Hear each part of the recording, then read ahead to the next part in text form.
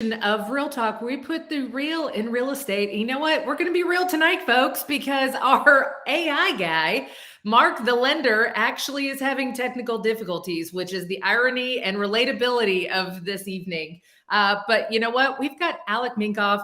Alec, you are our video guy. So luckily, we still have you here. You realized what you needed to do, probably have a proper internet connection, which is the first off. But Alec, thank you so much for joining us tonight. And hopefully Mark will get his act together and join us here. And just there he is. Welcome back. You know, it's like Pop Goes the Weasel. So if it's not one thing, it's the other.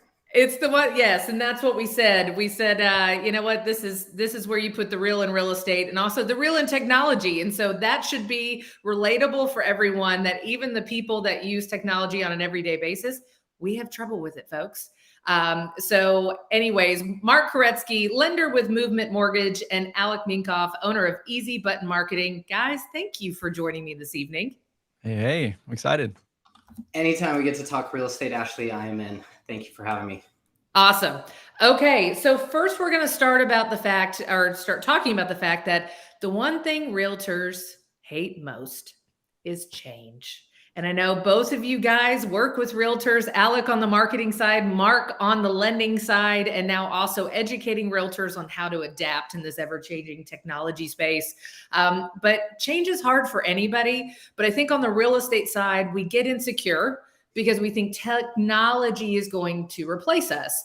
And the other side of that is that technology is actually going to aid us in helping our clients even more. And it's those administrative tasks and marketing aspects that are often the hardest for us to leverage. And we get entrenched in those things, and we're not focusing on the relationship building and those trusted aspects where clients really need that face-to-face interaction. So first off, Alec, realtors hate to be on video. I mean, there's some that love to look at their faces, but for the most part, realtors hate to look at video. So why do you think realtors hate to do video? I mean, that's a wonderful question. I've heard the statistic that video is the #2 fear in the world, #1 being public speaking. So it kind of makes sense that they go somewhat hand in hand. I don't think it's not just realtors. Obviously, most people hate video. I think they just don't like how they look on video, or they think they don't like it.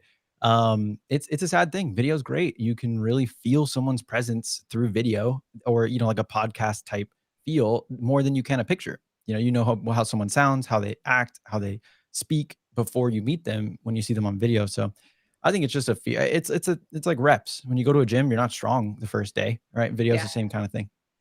I love how you put the gym thing in there, because Mark's over there probably has his like reps on his whiteboard back there with his third phase of 75 hard right now. That's going to be another show for us realtors to get in shape. So Alec, what are some of the things that realtors can do to kind of get over that initial fear of video?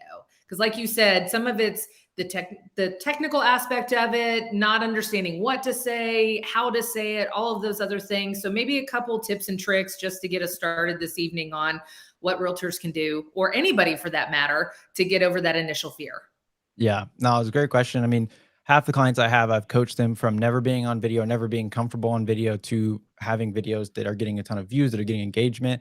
And really the number one thing is, like I said, reps. But there obviously are things you can do to ease your way into it, like starting with lightweight and going to heavyweight. For example, like, you don't have to have a video that's public facing at the beginning. If you're really nervous talking to a lens or talking to a camera, there's a trick I like to use, or I like to tell people to use. I don't need it anymore. I actually brought a little prop here that anybody can use. You can use a popsicle stick. I just use paper, but you print someone's face out. I only had a black and white printer here, so just imagine that's not a 1920s picture of me. And you tape it to the back of your, or it's really, I should say, to the front of your phone, so that it sticks up right above where the lens is. And it's not perfect, but it's pretty good for a starter, because you can have this facing you and you can look at the face of not yourself, but someone that you're familiar with. It's way easier to talk to a person. We think a screen or a lens is not a person, but in reality it is. Making eye contact is really important. So that's a small tip, but I would say more on the audience limitation. What you can do is record for yourself. It's not about going viral. I mean, everybody, I think, thinks that's what it's about. And, there's good and bad to that.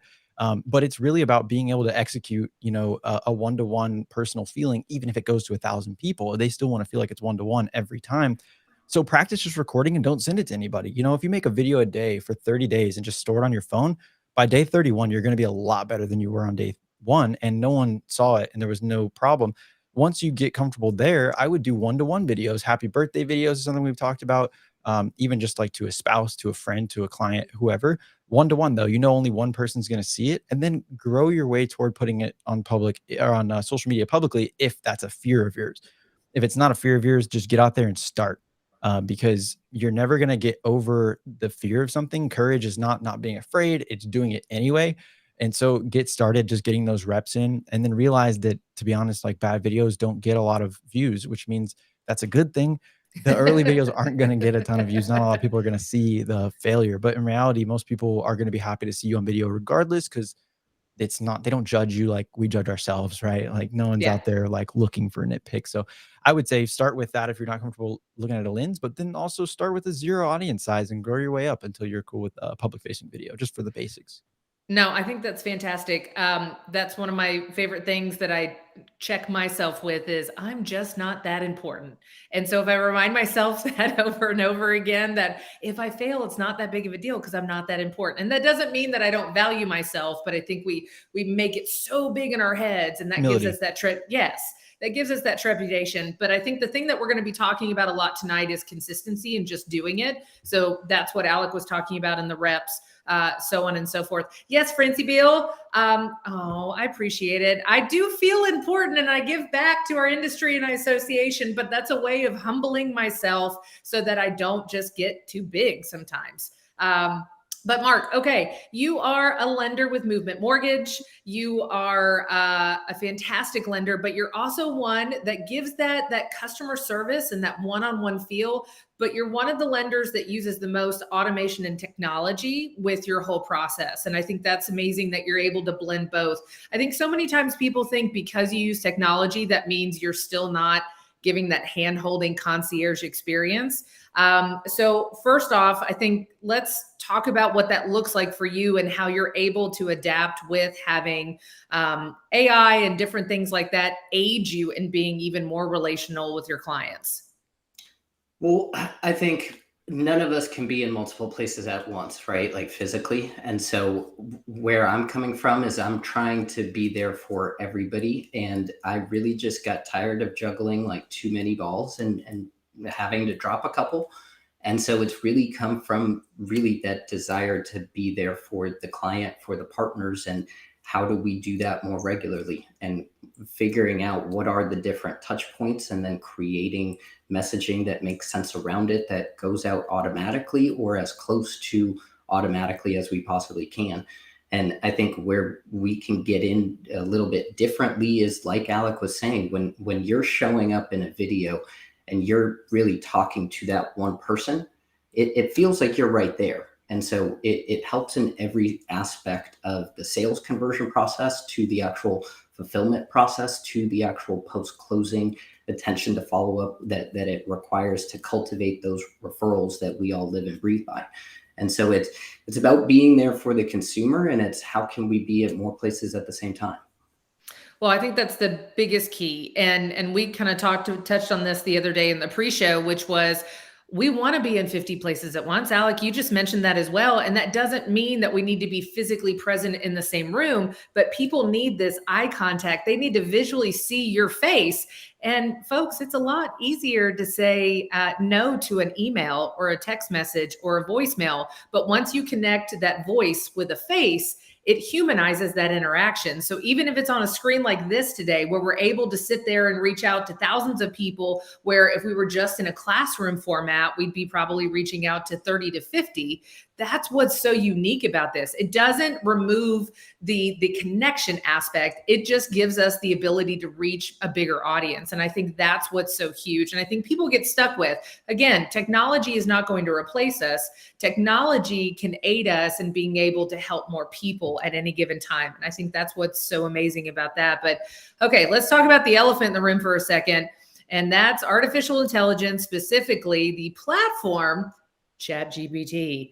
Everybody gets confused in those acronyms. We love our acronyms in real estate, but we seem to not get those right half the time. But Mark, what the heck is ChatGPT? Oh man, ChatGPT is like Pandora's box. And so literally like its limitations are up to your limitations on your creativity and how to prompt it. And so what is it? It's a language model that you can basically act as your assistant, your marketing director, your anything. Pick your position and you tell it what it does, and that's what it does.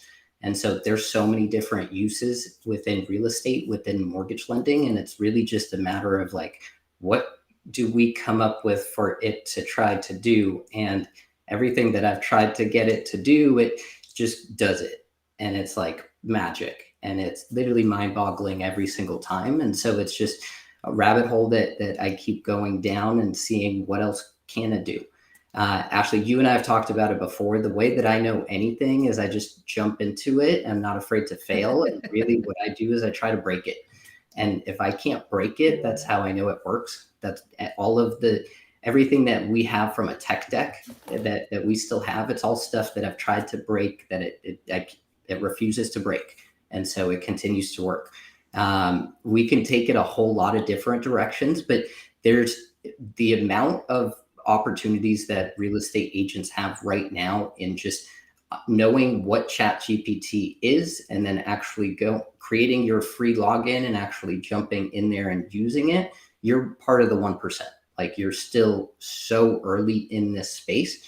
And Ashley, like we talked about in the pre-show, it's already talks of it being regulated or there. And when you really try to break it, you can see why there's some regulation that needs to be had. So it's going to have impact on every single stage of business, every single industry. And I think it's on all of us to know what is coming. And so I think we need to talk about it. We need to jump in. We need to try to break it. Well, and I love that. Let's try to break it. So the biggest thing, we just came back from the National Association of Realtors legislative meetings, and that's where we also bring in a lot of different type of classes and forums and different things. While we have, 10,000 plus realtors in one space in DC. Yes, the legislators love us when we come and knock on their door. But the biggest thing was how the last conference in November, ChatGPT and artificial intelligence was not even a conversation, and how rapidly it's integrating in everything that we're doing. Whether it's Alec with you and just marketing strategies for your clients and the people you're assisting with, Mark and myself actually being in the real estate industry and understanding how that can help us effectively manage more clients and give that hand-holding experience. But the thing that people were talking about the most was the scarcity mindset of, oh my gosh, artificial intelligence is going to replace us. It's just like the iBuyers of a few years ago. And that was that instant buyer platform was going to replace realtors because people were just going to use the machine, to transact real estate. Well, we've seen obviously that those platforms and entities have actually had the most frustration and difficulty during the pivoting of the real estate market, which just further shows that we are important, but we need to redirect what our value proposition is. And so I think the biggest thing is understanding where we shouldn't be leveraging it as industry professionals, and then the ways we should be, because if we're not managing our calendar. That's the biggest thing for all of us is prioritization of our calendar. We can't buy more time in the day. So if these type of technologies can actually help us add more time in our day, then let's not demonize it. Let's figure out how to lean in appropriately and responsibly. And I think that's the biggest thing. So the one thing that I see everybody talking about is using some sort of artificial intelligence to write a property description, which on face value, I can tell you, I loathe it. I have to sit there and it's like any type of writer has to sit there and do it. I usually have my cocktail. Okay. I'm sitting here doing this, getting ready. And I'm like, how do I write 1,000 characters that get all the buyers in the door? And you get stuck. And so from that standpoint, it's difficult, but what I think it is, it's not the tool that's going to actually write the description. It's the jumping off point. And then you have something to turn around and manipulate. But I think that's what's really cool again, specifically about ChatGPT, you can put in all of the descriptives: 4-bedroom, 3-bath, large backyard, actual school district, walking distance to the parks, all of these other things. And then you can say, write me a description based on this. And it comes in and it's 5,000 words long, and then you turn around and say, do the same thing in, 500 words. And then you sit there and do that. And then you are the one that's actually the copy editor. That's what people need to understand. It is a starting off point. It is not the thing that is going to be the final product. You are sitting there then and taking words out that aren't effective in the language that you're trying to distribute, or maybe it's a listing violation because you're using something that's actually a fair housing issue. That's where we still come in and say, okay, I cut it down from spending 2 hours on this description to now I get to spend 20 minutes. And what would you do with that extra hour and 40 minutes in your day? So that's a really cool thing. All right, Johnny. AI will revolutionize real estate by enhancing property search, automating transactions, optimizing pricing, enabling predictive analytics, and improving property management processes for increased efficiency and accuracy. That said, it in no way changes the need for a realtor. It only validates needing a realtor that understands it. I guarantee you, Johnny just used ChatGPT to write that because he is right behind me on the executive line. And anything we do, he's like, let's put it in ChatGPT first and see what comes in. So, Johnny, there's literally a new term for that, right? They're calling it prompt engineering. And that's literally like the future. If you Googling. Get good at Googling or querying, as it's now called, you literally are going to be able to provide this to other agents. It's a skill. Using it. You're going to be able to provide it to other businesses because it is truly a skill. And if you do spend some time messing around in the sandbox, you can get that prompt that Ashley was just talking about for that listing to literally be just one submission. And it's going to come out arguably better than you can do. I've used it literally to come up with mission statements and core values. And if you tell it what to do correctly, then it just goes out and does it. It's now literally connected to the internet. And if you really think about it within real estate, like what's the biggest frustration for realtors and for lenders? And it's the conversion of the leads, right? And it's because it requires us to always be there, but we can't always be there. But all of a sudden we're going to have the ability to get these plugins where it is following up with people and it is meeting people where they're at, which is the only thing that matters. And it's acting as a representative of you. And it's then getting them ready for a scheduled call with you to be that trusted realtor, real estate professional that is going to be able to handle the biggest transaction of the client's life.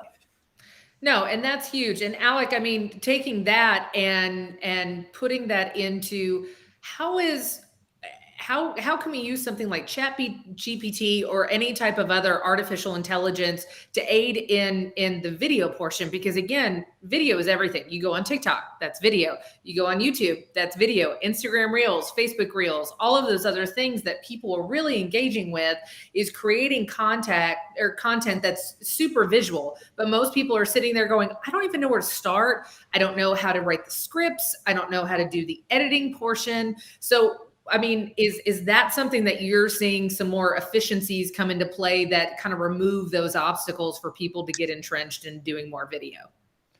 For sure.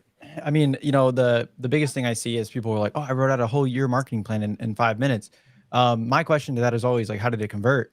I don't think AI is I love AI. Like I have so many, we use AI all over the place and all throughout our business. ChatGPT is a big one, OpenAI. As a whole. And I think it's great. What I think it does really well, the analogy I like to use is the dentist and the hygienist role. For so long, we're doing everything, but now AI is like the hygienist, but the hygienist doesn't have the education, the doctor degree or whatever the dentist has. The dentist comes in to make sure everything's done right. What happens is if we, lean too much on AI, and I think it's a great, get it to the 50-yard line, the 60-yard line, the 80-yard line, right? But to leave AI to get to a touchdown is risky because AI is not always right. That's Correct. One of the big things right now we're having issues with is AI is factually incorrect a lot of the time, not a lot of time, some of the time, and it's hard to tell, right? And so, yes, great ways to use it for marketing are writing emails, writing follow-up scripts, writing, cadences.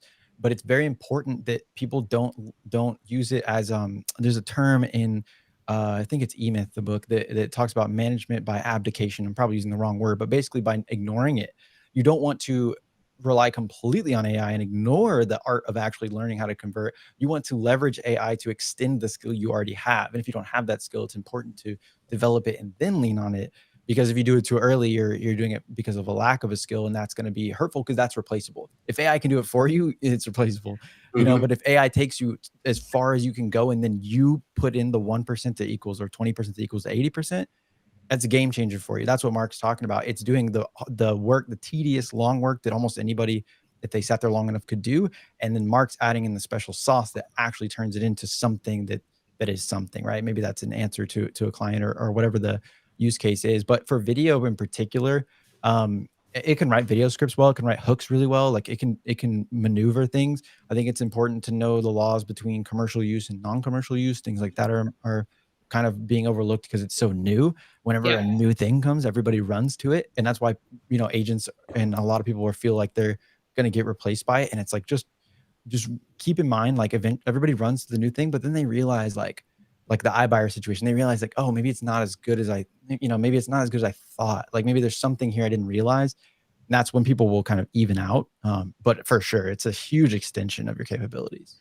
Harvey, this panel is on fire. Thank you so much. Yes. And so, yes. No, but that's the biggest thing. I think the problem is self-fulfilling prophecy, right? If you think you're replaceable, you're replaceable. Because I can tell you right now, and my mother, who's probably watching right now, can attest to the fact that I have a very healthy self-image. And that is, nobody's replacing me. Yes, from time to time. You know what? I spent 12 hours today schlepping upstairs, walking about 10,000 steps, staging a house, and doing that myself, and understanding the attributes that buyers really want to see in a home, and how I can elevate every single stitch of that square footage so that when somebody walks in, they feel so impacted by their experience, and it's emotional, and they feel like this is my house. Artificial intelligence can't freaking do that, but artificial intelligence can sit there and do all the other things behind the scenes. Well, I'm needed to be there to make sure that I am making sure that this listing, this house for my sellers, is showcased in the best available light. Show me a machine that can come in there and sit there and tweak a pillow 72 times. And I know some people don't think that the karate chop on a pillow is that important, but I'm telling you right now, HGTV has proven us otherwise, that those type of things are super important. And so that's what I keep on imploring different realtors, and especially went to a new member orientation at MetroTex a couple of weeks ago. And it was awesome. We had 100 plus realtors in there, some that had come from different local associations. There's not any too much OCD, Harvey. I mean, 72 times, maybe let's cap it at 50. But for me, the biggest thing was engaging them and bringing that energy to the room, and talking about the fact that even just being involved in the industry, you can have stats, you can have all these other things, but if you don't know how to filter the information that's being presented to you and then articulate it to your clients, especially, let's talk about the advocacy front. So I'm super involved. I was just in DC. Our session is coming to an end at the state level. We've got property tax reform. We've got all these other things that are super important to the real estate market. And you can read a bill, but if you don't know how to understand how that bill is written and what that context is, and then what that impact is to my clients in certain type of property tax relief is, then it falls flat. That's just reading another script. But if I can pick up the phone and say, hey, Alec, by the way, you know what? We didn't actually get, even though the House passed the largest property tax relief bill that has ever been in state history, unfortunately, the Senate wasn't able to get it tweaked the way they wanted to. But we're coming into a special session. We're still going to see this. And we are going to figure out, because property tax relief is one of the number one priorities for the governor and the state of Texas right now, because homeownership is still at the crux of being the most important thing that we advocate and protect. Is that a little different than reading the bill that just failed, and Absolutely. that didn't get anywhere? And so that's the biggest thing that people need to understand. use artificial intelligence, use things to help you get the information, but then you are the filter in that prism, which go back to your clients, and you get to disseminate it in a video that way through BombBomb or something else. That's my favorite piece of software that I get to use, and I get to disseminate it. Hey, don't be sad. Here's what's going on. Stay tuned, and I'm going to keep you informed. And so those are those things where I think we can continue to deploy and use those tools to our liking. So I want to jump in on that because yeah, I love working with new realtors and just new anybody. It's like you don't know what you don't know, and so you go for it, and I love that. But one of my only regrets in life, and Ashley, if you really think about it, I'm sure it'll be a regret of yours, is literally not just documenting your journey from the very beginning. Oh gosh, yes. You as a new realtor, you as a realtor in the business, you should be learning something new every single day. And one of the best reps that you can get in actually getting yourself on video is actually talking about what you just learned. You being able to articulate it to somebody else in that video, that's going to reaffirm what you just learned. That's going to help you down the line. But being able to, like, when I moved here in 2018, if I had just turned on the camera and documented me moving from Maryland to Dallas to starting over and now where I'm at today, like that would have been cherished memories for me just in and of itself. And so whether you look at it selfishly as when you're 60 years old, it would have been really good to have it, or whether you're actually doing it to then put out that content to actually get to your sphere, because that is going to help you as the agent that you are now, do it. Right? Like that's one of my only regrets. And like Alex said earlier, really comes down to just hitting record. Well, and here's the biggest thing on that. There are plenty of people out there that are not scared of doing the video and technology portion of this.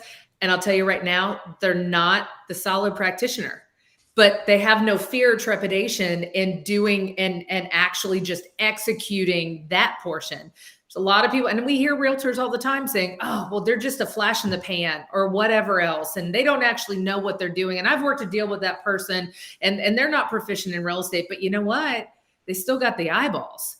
And I think that's the thing too, is to sit there and say, well, if those people over there are executing and doing the video and getting the eyeballs on all those different platforms, then you owe it to those people to get out there as the solid, trusted practitioner that you are, to beat them at their own game. That's what they're doing, is they're just executing better than you are. And if you really sit there and get angry about it, then you're leaving them to the vultures. So you owe your clients and the public to sit out there and do the same thing. Alec, what do you think about that?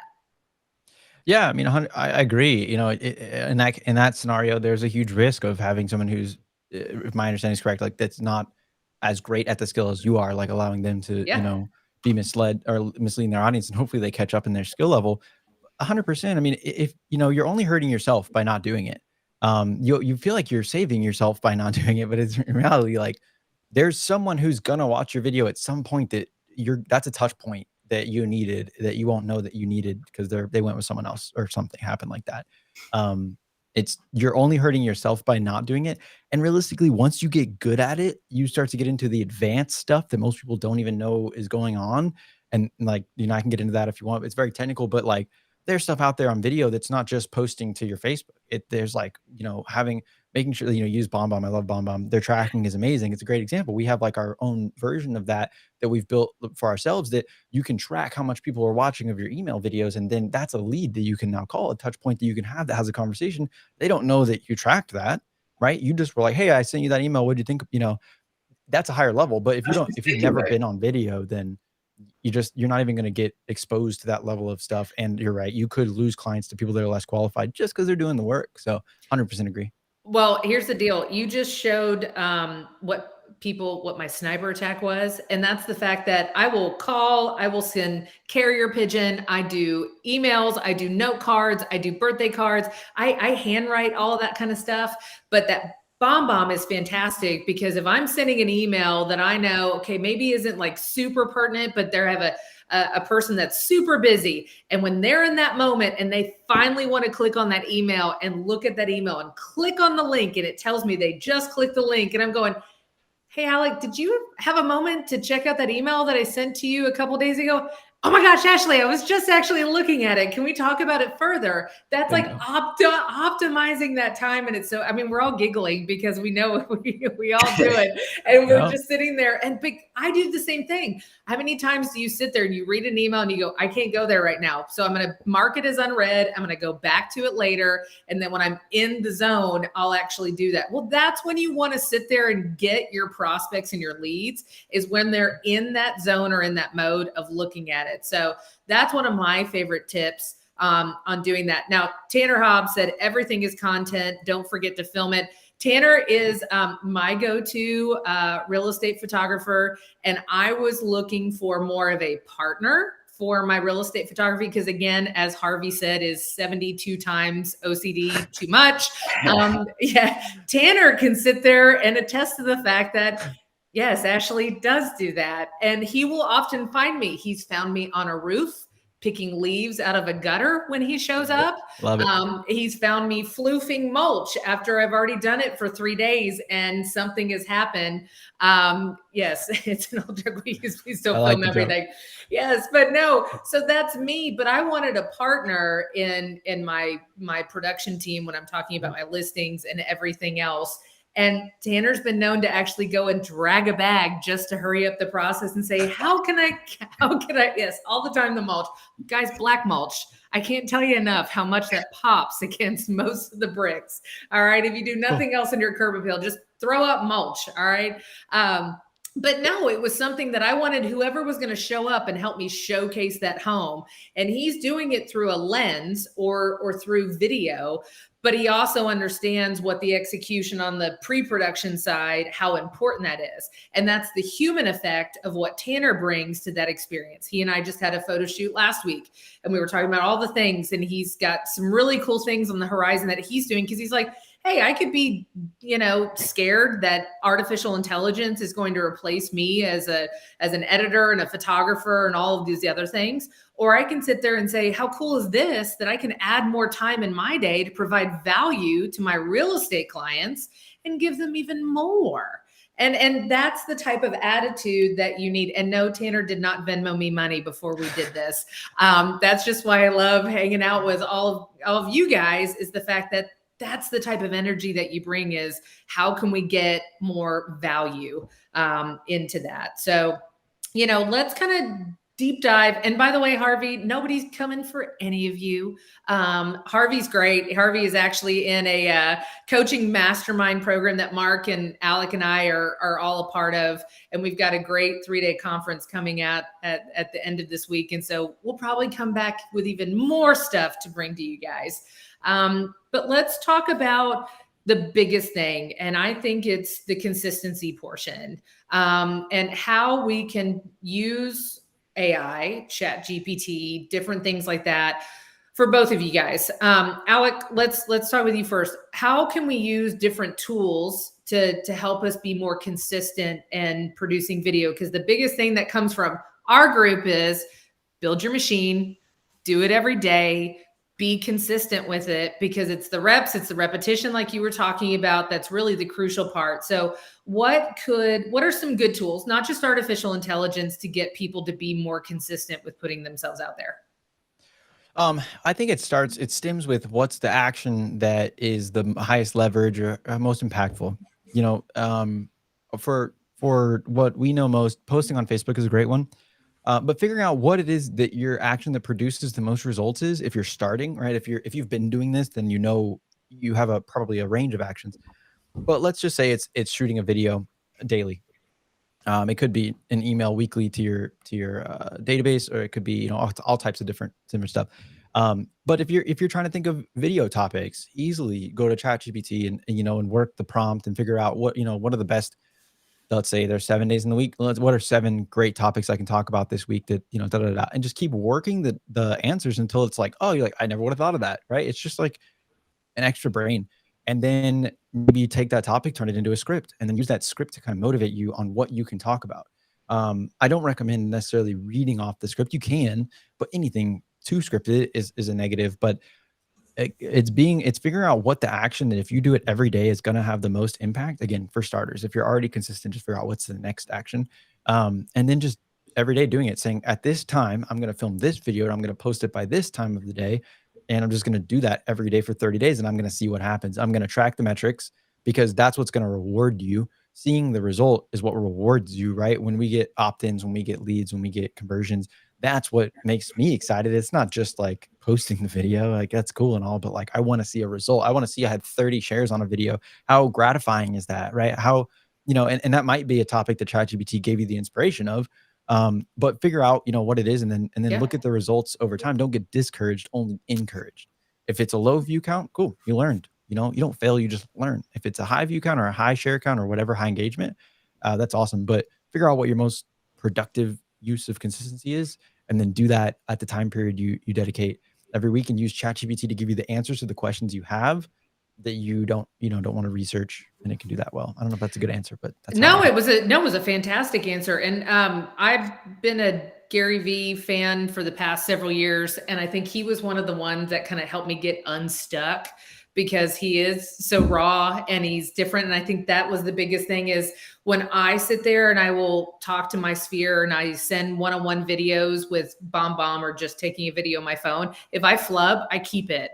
Like, that's something that's even more relatable. It like, works well. whoopsies, It works really well. No, it People doubt does, it. because I'm not so rehearsed in doing those things. And like you said, Mark, just filming your journey. Well, that's what Gary Vee did. He just had somebody literally walking around him, documenting everything. And they were able to short form, long form, do all these other things, bloopers, and just super impactful. But if you look back at his original stuff with Wine Library on YouTube, like, it's, as my daughter would say, oh, that's so cringe, Mom. But he put himself out there. So from like the first stuff that he put himself out there with, fellow Russian, right, Mark?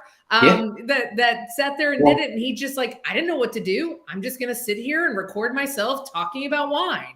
And to where he is now, which is masterful, and he's still changing the way he disseminates his content, his information.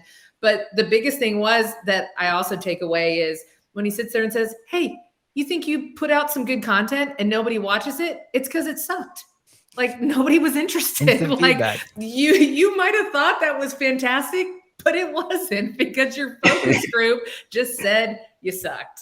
And I think sometimes we have to hear that too. We put like a lot of things and emphasis behind an idea, and then you execute the idea and it falls flat. That's okay. Move on to the next one. Yeah. Yeah. Your applause should be for uploading. Like, that's where it ends. Like, it's great if there's a result, but like, if your goal is consistency, your gratification is, I did it. I completed the task today. That's where you should feel good. And that's huge, right? Like, to our dopamine deficient community, having so me being where I'm at today, if somebody showed me the things that I was doing a couple of years ago, I would have told you that they were crazy. But like, creating a time block and then saying you're going to do XYZ during this time block, when you actually fulfill that task during that time block, you get a massive dopamine release. And so you can go and actually get yourself into a serious flow state doing, like Alec was saying, yes, the highest dollar activities, but I would add to it the ones that give you energy. And if you can combine the two of those and you can get yourself into doing that day in and day out, that is what's going to separate you from the realtor next to you. And we're all looking for, what is it that's our thing, right? Especially if you're new in real estate. And so really, for now, you need to just figure it out, right? Like, you need to try all of these different lead generation ideas and strategies and everything that you're able to look up, both through just good old Google, but then now with all of this AI built in, and you just need to go out and do. And you don't need to expect anything of it. You just need to go out, do, see what actually comes back, and then do the things that are working and don't do the things that aren't. That's your only job. Stop bringing logic into this ecosystem, Mark, because I'm just not here for it. The thing that just came into my brain, my mom got licensed when I was 15. And yes, I'm going to show my age. So that was like 5 years ago.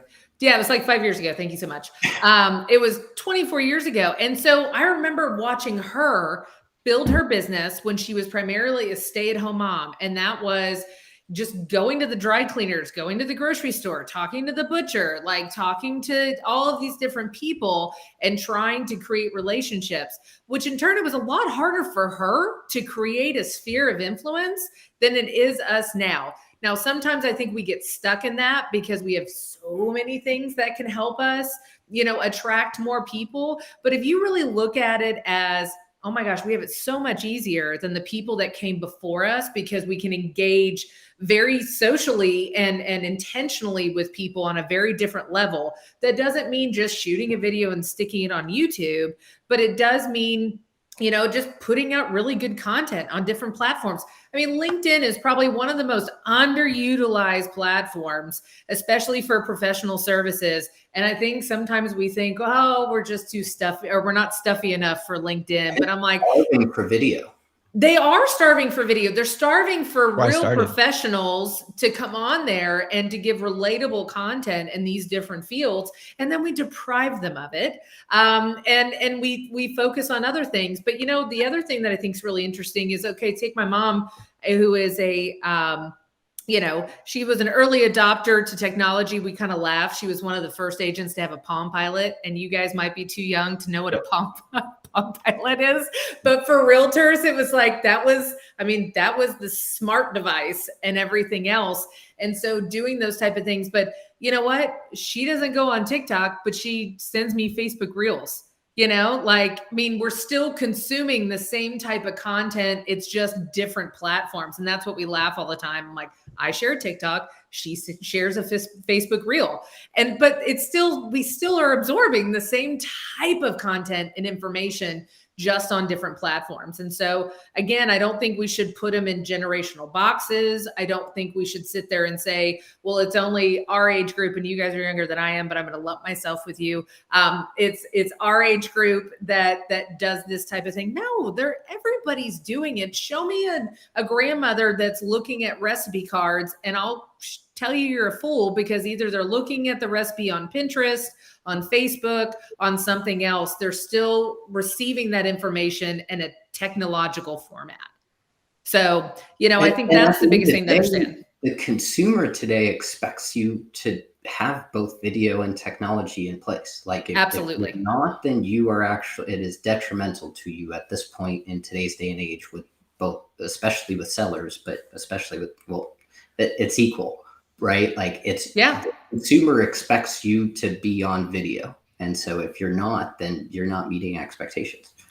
Well, I think that's the biggest thing that you just talked about. So again, coming from the NAR standpoint, it's talking about what the next generational realtor looks like, but then also how adapting to technology for current realtors does not make you replaceable. It actually cements you further as the industry professional, because you can sit there and say, hey, I'm doing X, Y, and Z over here because that's going to be me and a more efficient expert for you. But I'm still here holding your hand and doing everything that we need to do.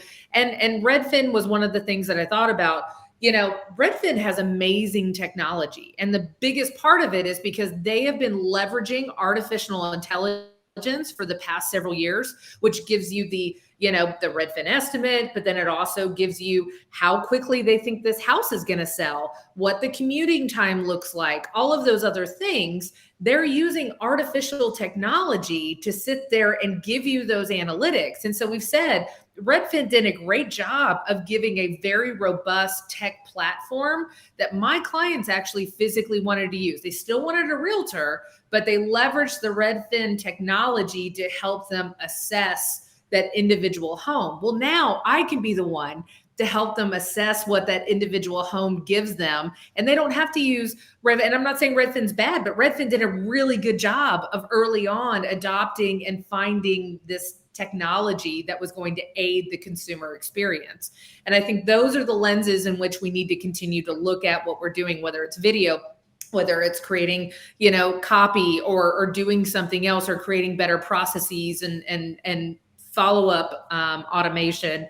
But ultimately, still at the end of the day, when something happens, somebody wants to pick up a phone and still talk to their realtor or to their lender and understand that information that's being pumped out. So we have 15 minutes left. It starts going so quickly. In the beginning, you think this is going to be a long hour, but we've got 15 minutes left. And so I kind of want to talk about what we can do from a practical sense to give people some tactical options really on a surface level, how to implement some video aspects, and then also how to start using ChatGPT. You can be scared of it. I get it. It is scary that you've got this type of technology that can sit there and comb all of, public record and internet and all of these things and produce content. The one thing I will tell you though, is I asked ChatGPT what the best paint colors were for walls for 2023. And ChatGPT came back with, I am just artificial intelligence and I only have those data points for 2021. So ChatGPT actually gave me all that information, which was 2 years old. And I actually thought that was awesome because I'm sitting there going, okay, it's still really behind in combing that information. So don't get too excited. Why? Because it's going to get better. You're just on the free version, but on the paid version, it's now connected to the internet. So it's up to date. Okay, well, listen, we will decide whether or not I will pay. So if you're on the free version, I guess that's what Harvey just said, got to upgrade to 4.0. Well, most of the world will not upgrade, so I'm still doing. And I haven't. Yeah. No, and so I've set a limit for how long I can mess around on it. Yeah. 15 minutes tops, unless like super productive. But yeah. Set a limit because it's a sandbox, right? And so to answer your question, I would go back to what Alec was saying, and you need to get the daily reps in. The best way to get the daily reps in, go challenge your other newly licensed agent buddy to a 30-day challenge, create some sort of competition, gamify it, and actually do it. That's the best advice I could give you. No, it's great. Alec, what about you? What's something very tactical that anybody, whether they're new, seasoned, different generation, what's something they can do right now to kind of implement some sort of more cutting edge technology marketing, aspect, whether it's video or something else that you can leave the audience with? Man, it so depends on where they're at. I would say something to help would probably be maybe writing out, let's say they're doing a video that matters a lot, like it's not just a quick video, writing out a script and having ChatGPT rewrite it and just seeing the result of it and noticing how different a different perspective it can give them and diving deep into the ideas it can give you and really leaning into that. I think it does a great job of feeding you new ideas and then using those to execute the actual content. And I would say on delivering the content, something anybody can execute is post it to a platform that they've not used before. Depends on which platforms, right? But like, YouTube and TikTok are sometimes neglected, which I'm not saying they shouldn't be, or maybe they should be, whatever. Either way, maybe like use content where you haven't before. Yeah. And if you're already making content, so that's just another way to like leverage what you have.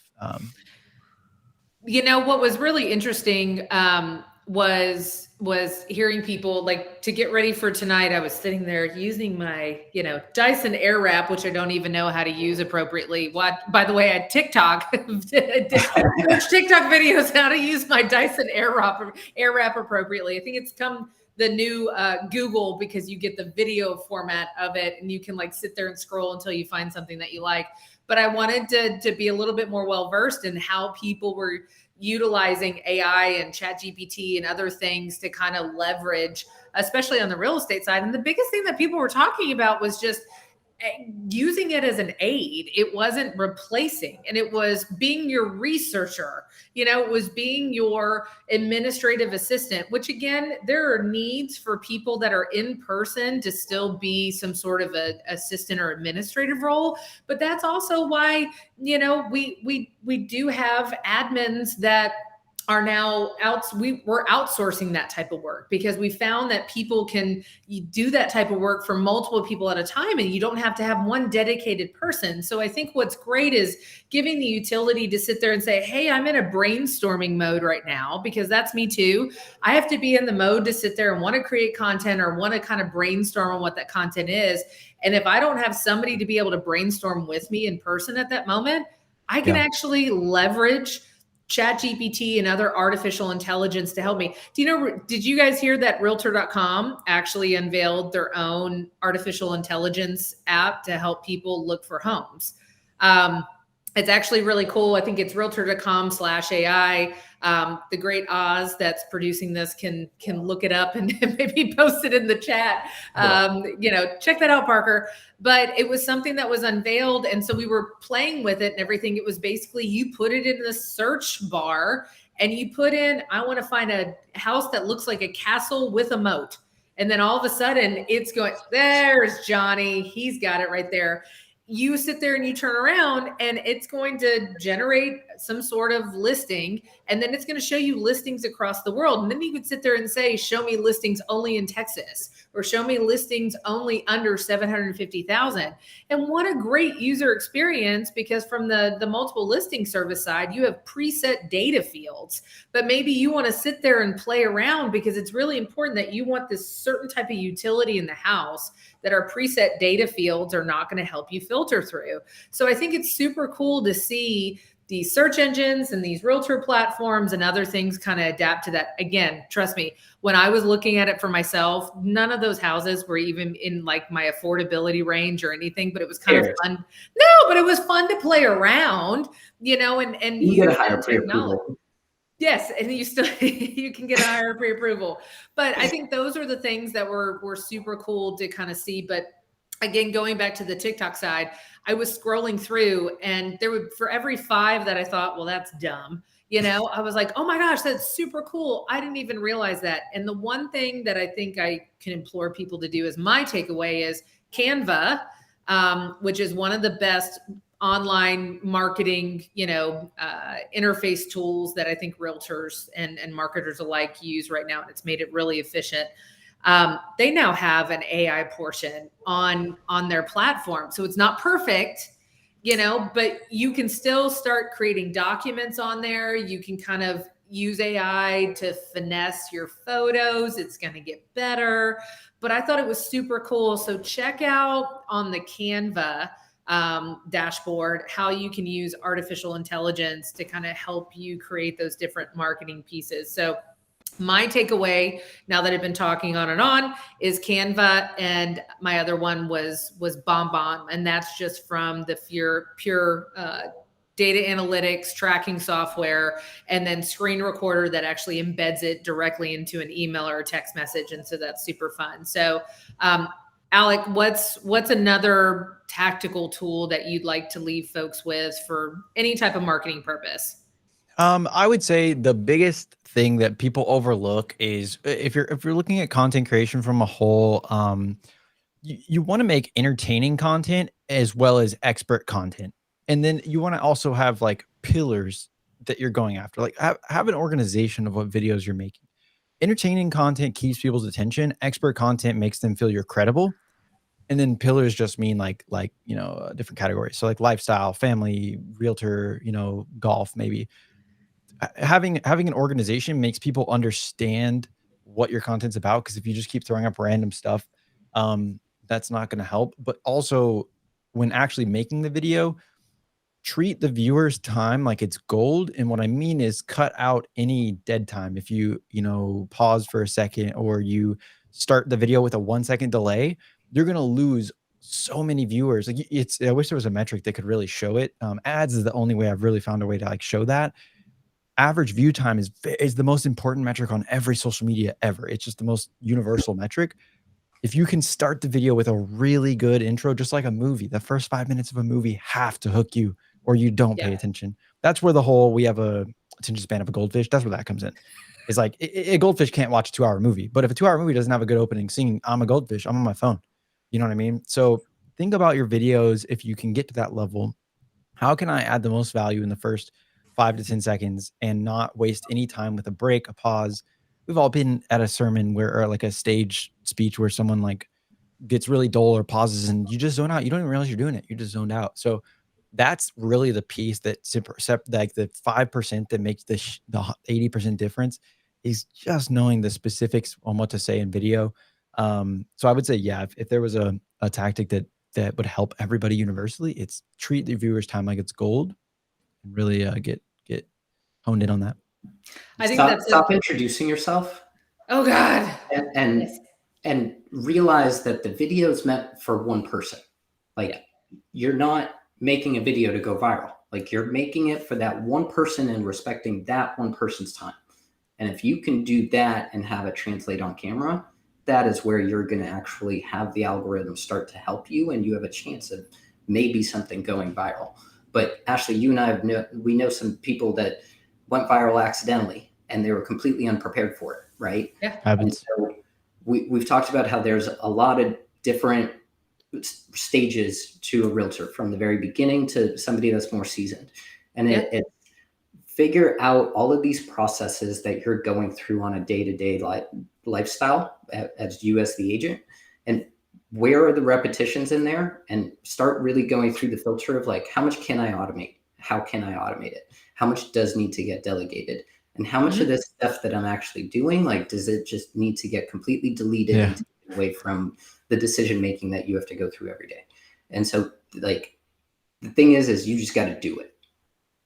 Well, and I think that's the hardest part is, most don't want to do it. And I'm guilty of that too. There is safety in the menial tasks because you can execute those and they're more black and white versus putting yourself out there and doing the marketing portion and the connecting portion and everything else. That's not black and white. And so you don't get that really sexy check mark or cross it off my list because you're like, oh, that's never ending. And you just sit there and you just overthink it. First. Make eat the frog. You do. Literally just go eat the frog. Eat the frog. Going back to what you were saying with your mom and how she built her business by going through the businesses and getting involved in the community. Think about the agent that actually does the same exact thing, but then takes video and actually creates some advertisement pieces for these businesses and puts them out to their community. Yeah. Not only is it going to earn them the obvious goodwill from these other businesses, but like that is the content that people want to actually look at. Like you are selling neighborhoods and lifestyle, and people need shelter to be in that desirable area. So go out and actually showcase the community, showcase the lifestyle, showcase what buyers and sellers are doing every single day, and build those relationships and create that goodwill with the community. Well, and what you just touched on was also create content that helps referral sources. And I think that's the other thing too. I've talked about Mark, you and Alec, and then obviously Tanner that jumped in on here, and then Johnny who serves with me at the Realtor Association. When I can talk about other industry professionals or people that can aid my clients, and I can give my personal testimony as to why somebody is great. My referral sources are sometimes my clients will say, oh my gosh, I just had somebody sit there and say, add it to my tab. They're like, do you have a really good landscaper? And I was like, oh my gosh, call Henry. And they're like, add it to my tab, because they trust me and they know that I vetted this person and I can sit there and I do that. And so if you can create video content around also giving value to referral sources for your clients, that's huge. The best pizza place. I grew up on the East Coast. So did you, Mark? Alec, did you grow up? Dallas, got it. All right, cool. We can't add you to that pizza sphere. But when I can sit there and say, oh my gosh, what was that? We got some good pizza, my dad was from Long Island, so I respect. Okay, there you go. So now you're good. But so when I can sit there and say like, oh my gosh, this pizza place is kin to my East Coast heart. Well, the other people that have been transplants here, then they're going to sit there and go, oh, well, geez, Ashley grew up in New York and New Jersey. Well, if she likes that pizza, then I'm going to check it out. And I think those are the things that we need to continue to do. Yes, Cane Rosso, I will say, is absolutely fantastic. Yes, it is, Tanner Hobbs. And look, Mark, yes, Reese, my husband is sending praise to Mark over here. So see, I've created fandom for people that are on this call right now. But I think the biggest thing is, is just sitting there and being genuine is what I think is huge. And I know we talked about that in our pre-show, where I will sit there and sit in a bar with a great martini and tell the person next to me about Jesus. And I will also sit in a pew at a church and tell that person next to me, I had the best martini last night at so-and-so bar. And that's not being me. That's not being blasphemous or anything else. I am genuine in both arenas. And I think that's what most people probably struggle with, is just figure out who you are and how you think you can articulate that, because people want to know the real Mark, the real Alec, the real Ashley. And the biggest thing is that people can always know that on Memorial Day, my husband will be doing some sort of belly flop or dive in the pool. And this year was over a massive float in slow motion.